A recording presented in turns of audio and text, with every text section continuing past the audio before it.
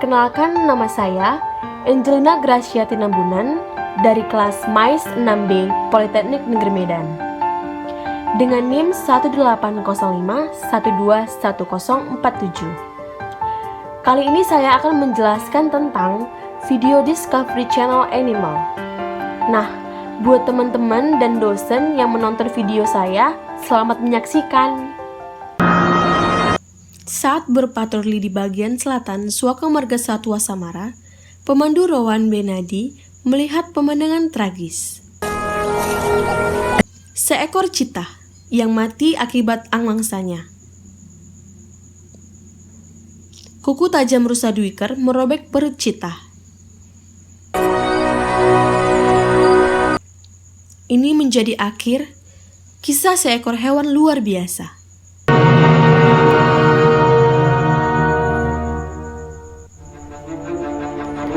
The Miracle Cheetah. Seekor citah muda berjalan dengan hati-hati melintasi padang rumput provinsi Northwest di Afrika Selatan.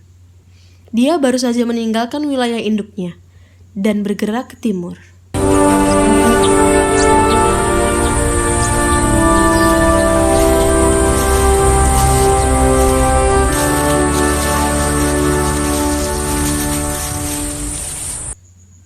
Tidak lama sebelumnya, dia adalah seekor anak citah cilik yang bermain bersama saudara-saudaranya.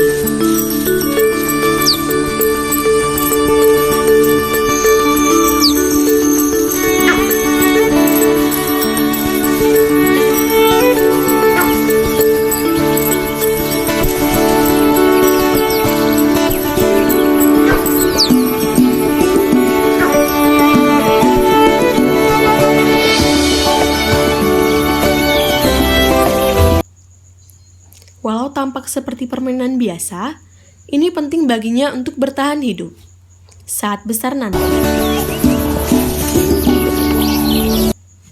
Kekuatan otot, koordinasi, dan kecepatan semua adalah keahlian yang dipelajari saat bermain.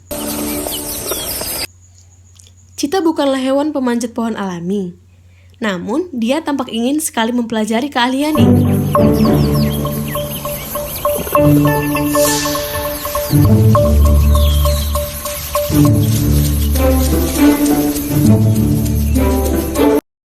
Induk sering meninggalkan para anaknya sendiri saat pergi berburu.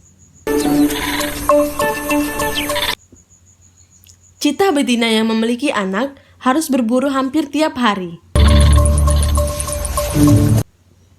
Dia pergi selama berjam-jam, meninggalkan mereka sendiri dan dalam keadaan rawan. Para anak ini sudah cukup gesit. Di usia 5 bulan sudah bisa lari lebih cepat dari pemangsa dewasa.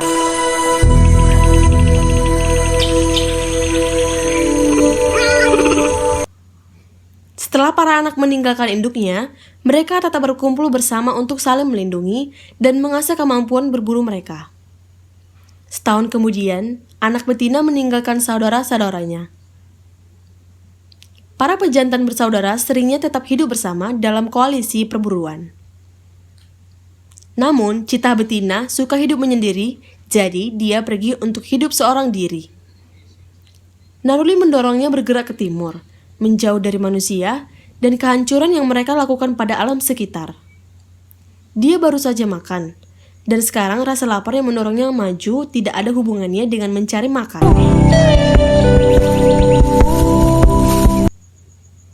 Dia akan berusaha menemukan seekor pejantan, namun hanya selama mereka kawin.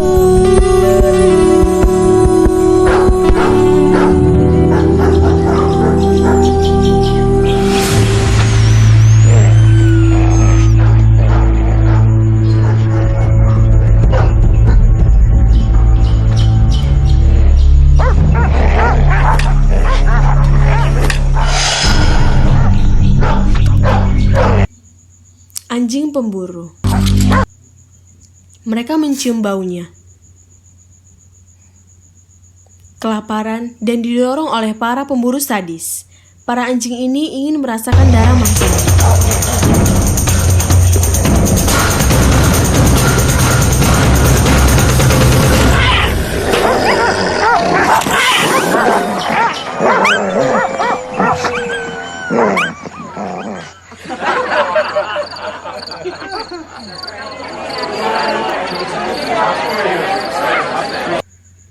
tertangkap dan kebingungan.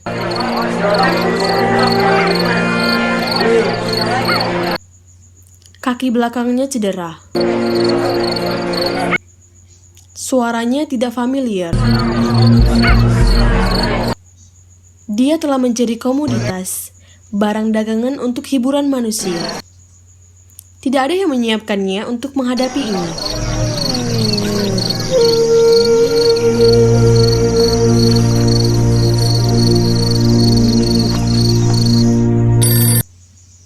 Pusat Cheetah Anne van Dyck mendapat panggilan darurat.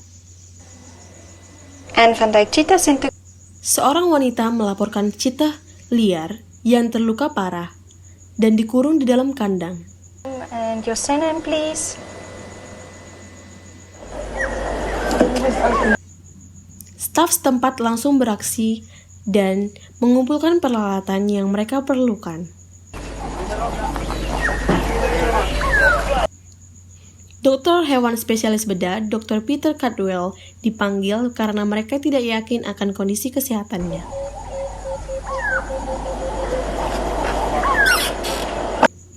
Pusat ini mendapatkan banyak panggilan yang melaporkan cheetah terluka atau tertangkap. Para petani menganggap cheetah sebagai hama, memburu serta membunuh terang-terangan banyak yang hidup liar di wilayah pertanian ini. Populasi cheetah terus menurun drastis, dan ada kemungkinan besar mereka akan punah selamanya.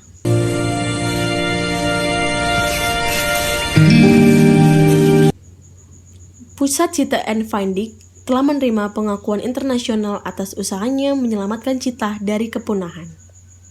Terletak di Provinsi Northwest Afrika Selatan, pusat ini didirikan tahun 1971 oleh Anne van Dyck.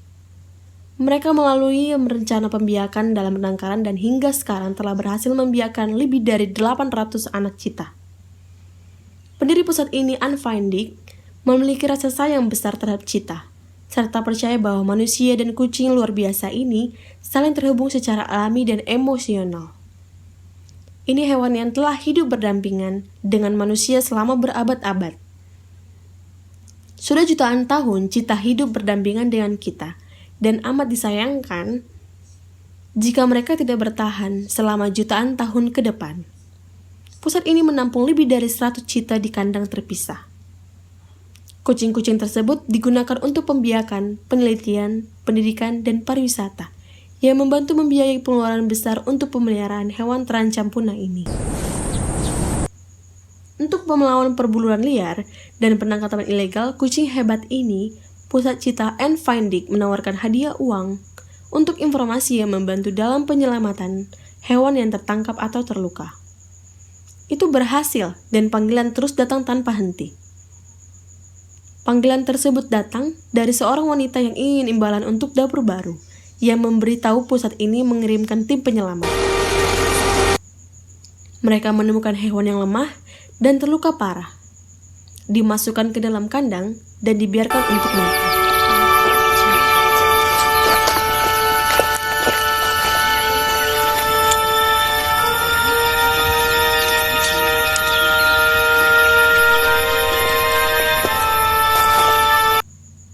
Mereka membiusnya, lalu membuatnya masuk ke dalam kendaraan.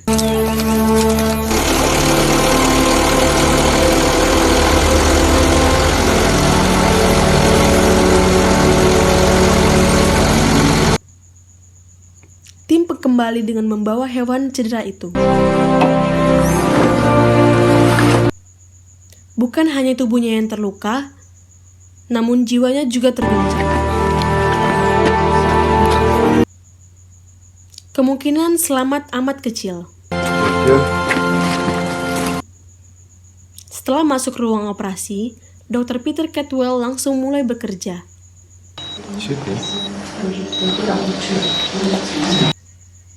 Peter berusaha memulihkan tendonnya yang rusak, prosedur yang belum pernah dilakukan pada hewan liar. Dia menghabiskan 5 jam berusaha menyelamatkan hidupnya.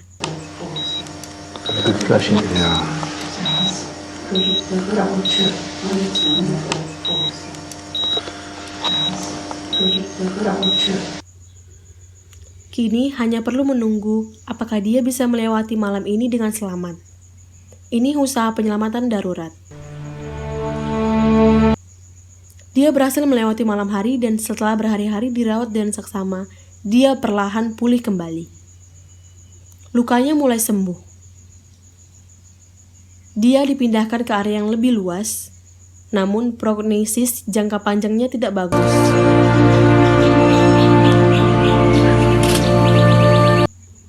Kucing liar ini mungkin harus hidup dalam penangkaran selama sisa hidupnya. Operasi itu hanyalah awal. Ujian sesungguhnya adalah apa dia bisa bangkit dan belajar berjalan kembali.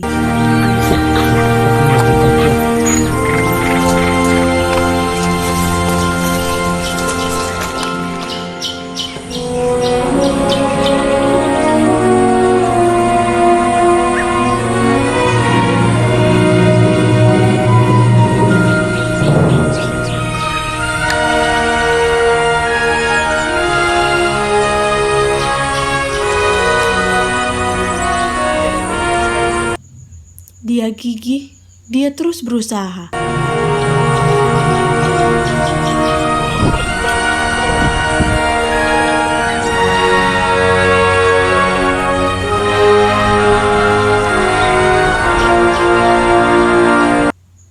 Dia berhasil bangkit.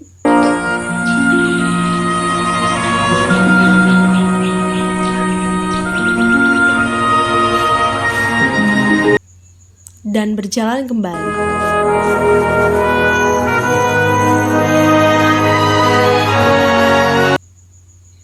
Anne Feindag dan timnya amat senang.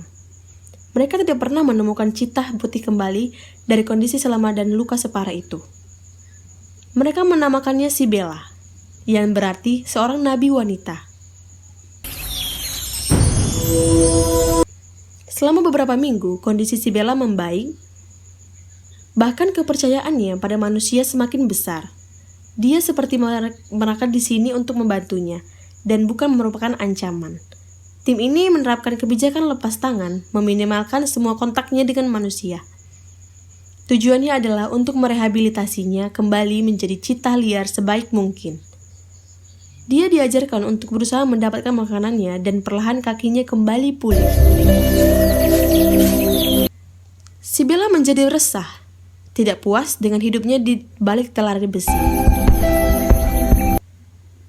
Mereka memindahkannya ke area yang lebih luas lagi, tetapi dia bisa bergerak meregangkan kakinya. Pemulihannya begitu luar biasa.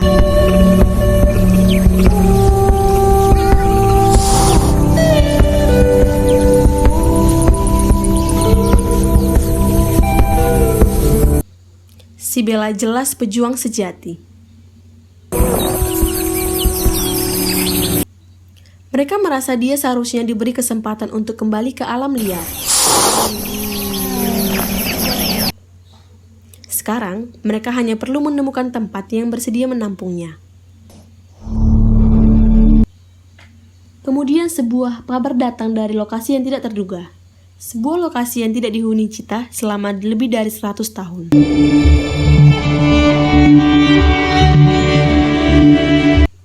Membentuk pedalaman luas negeri ini, daerah Karo beriklim semi kering di Afrika Selatan dahulu dikenal oleh para penjelaga karena indahnya lingkungan ganas dan kehidupan liar yang luar biasa.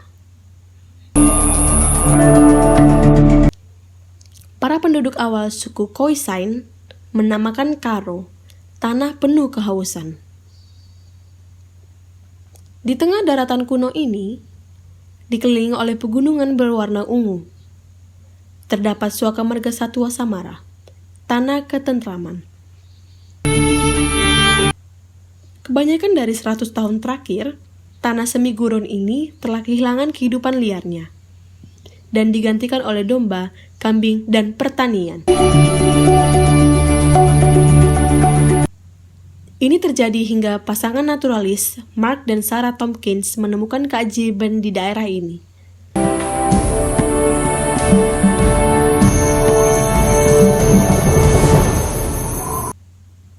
Mereka bersumpah untuk kembali dan mewujudkan impian mereka, mengumpulkan cukup lahan untuk membuat ekosistem mandiri yang mampu menopang satwa liar. Kawanan antelop yang dahulu menghuni daerah ini, serta para pemangsa, untuk menjaga keseimbangan yang membantu memelihara ekosistem rapuh ini. Mereka membeli 11 hewan ternak tua, merubuhkan pagar, dan mengembalikan tanah ini pada keadaan liarnya. Sekarang di lahan seluas 28.327 hektar, kawanan hewan kembali mendiami daerah Karo. Dan suaka marga satwa sama terlahir. Langkah berikutnya adalah mengembalikan pemangsa paling ikonis daerah Karo, yaitu cheetah.